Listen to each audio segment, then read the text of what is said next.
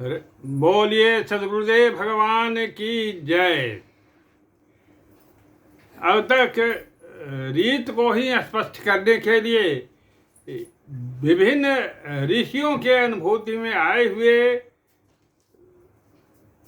शब्दों को जो ऋग्वेद या अन्य सब वेदों में भी जो संग्रहित हैं उनको प्रस्तुत क्रमिक रूप से किया गया है, जिससे बहुत सारे विषय अब तक स्पष्ट हो चुके हैं।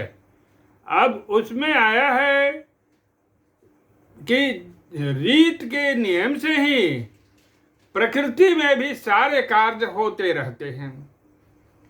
उस नियम को चाहे वह जड़ हो या चेतन हो, कोई उस नियम को अब तक टालने में सामर्थ्यवान नहीं हो सका है। परमात्मा स्वयं अपनी व्यवस्था बना करके और छोड़ दिए हैं उस नियम को लागू करके, और उनको कुछ करना नहीं रहता है। वे खाली अपना इच्छा प्रयोग करते हैं। ऐसा ही एक भाव अथर्ववेद में आया है, जिसे अनुभव किए हैं सुरजा सावित्री ऋषि। वे अनुभव किए कि प्रकृति में यद्यपि पृथ्वी त्रिगुणमय है, जड़ है, लेकिन इसको भी उस नियम के तहत ही शून्यवत आकाश में स्थिर कर दिया गया है, जहां पर वह अपने धुरी में घूमते हुए सूर्य की परिक्रमा एक निश्चित अवधि में निश्चित मार्ग से करता है। उसमें जरा सा भी आज तक राजकाल से कोई अंतर नहीं हो सका है। जहां से वो चलता है पूरे एक वर्ष में वही पहुंच जाता है। इसी के आधार पर ज्योतिषीय गणना चल रहा है। सूर्य आकाश में स्थित है और वो बड़ी कुशलता के साथ उनसे ऊपर में जो है प्रकाश लोक है, जिसको देवलोक कहते हैं। देवलोक से जो प्रकाश चलता है पृथ्वी की ओर, उसको सूर्य बड़ी कुशलता से अपने में रोक लेते हैं, और अपने में रोक करके वह ऐसी व्यवस्था बना देते हैं कि हम सूर्य के प्रकाश को ही अनुभव करते हैं, हम देवलोक के प्रकाश को अनुभव नहीं करते हैं।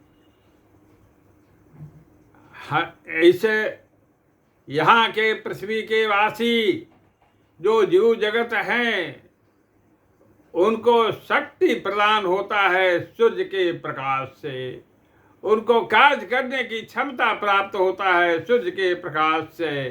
वे सूर्य दिन में प्रकाश से संसार को जगमग कर देते हैं, और वही सूर्य जब रात्रि होता है तो उनके ही प्रकाश को चंद्रमा ग्रहण कर वह प्रकाशित चंद्रमा होता है, और उनका प्रतिबिंब फिर शीतलता पृथ्वी पर प्रदान करता है। इसीलिए चंद्रमा के प्रकाश में शीतलता है तो सूर्य के प्रकाश में उष्णता है।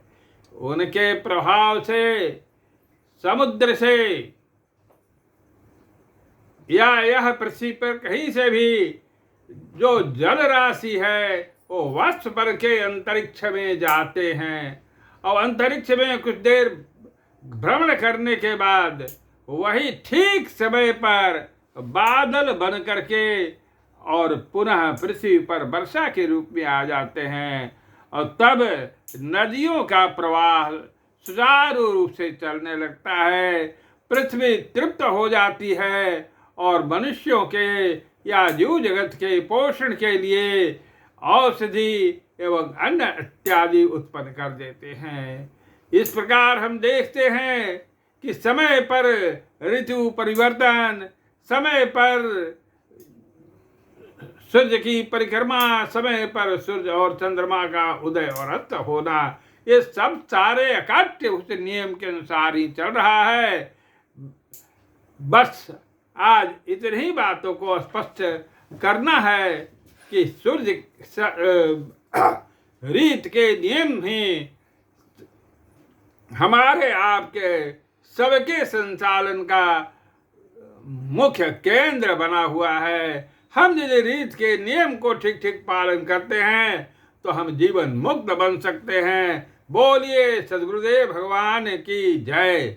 आपका सुझाव, आपका प्रश्न हमें मार्गदर्शन करेगा।